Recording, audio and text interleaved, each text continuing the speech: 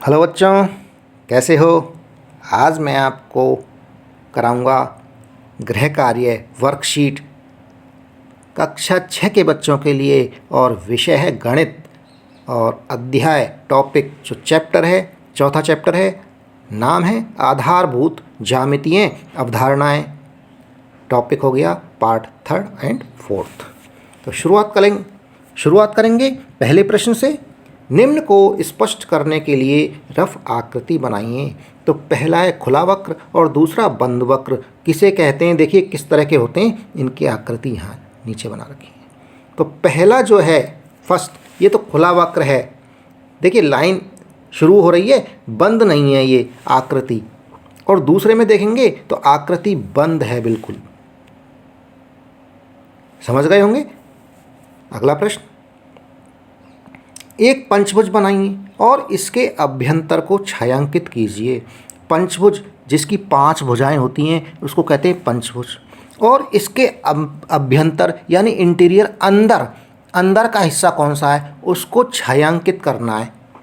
तो देखिए पहले तो पंचभुज बना दिया मैंने, इसको पंचभुज देख लीजिए। और लाल रंग में इसके अंदर लाल रंग भर दिया है। इसका जो अभ्यंतर है, इंटीरियर अंदर का हिस्सा जो लाल रंग कर रखा है वो इसका अभ्यंतर है, उसको छायांकित कर दिया है यानी लाल रंग से भर दिया है। समझ में आ गया। अगला प्रश्न, बहुभुज में आसन्न शीर्ष कौन से होते हैं। तो बहुभुज की एक ही भुजा के अंत यानी एंड पॉइंट, अंत बिंदु आसन्न शीर्ष कहलाते हैं। देखो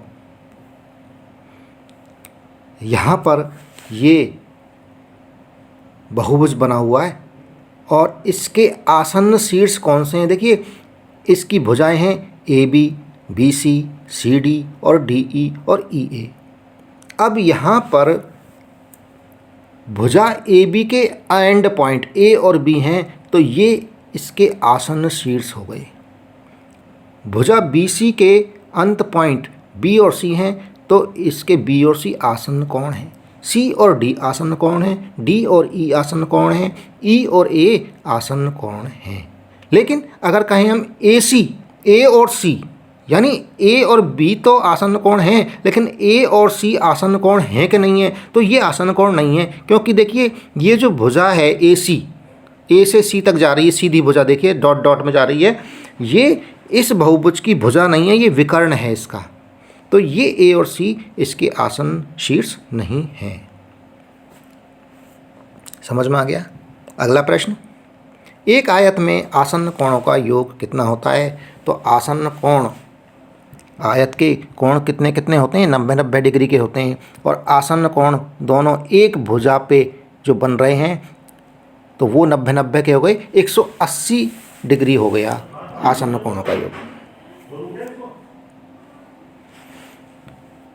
एक आयत में आसन्न कोणों का योग हो गया 180 डिग्री। अगला प्रश्न है, एक बंद वक्र बनाइए जिसमें बिंदु A और B वक्र के बहिर्भाग में स्थित है, यानी वक्र के बाहरी भाग में, वक्र से बाहर।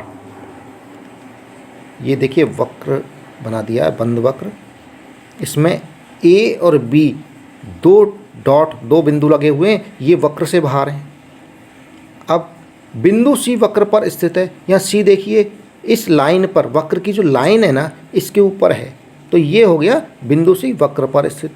और C कह रहा है बिंदु D और E वक्र के अभ्यंतर में, यानी वक्र के अंदर, अभ्यंतर यानी वक्र के अंदर। तो अंदर D और E बिंदु हैं, ये इस वक्र के अंदर स्थित हैं। ये चित्र मैंने बना दिया है, ये देख लीजिए।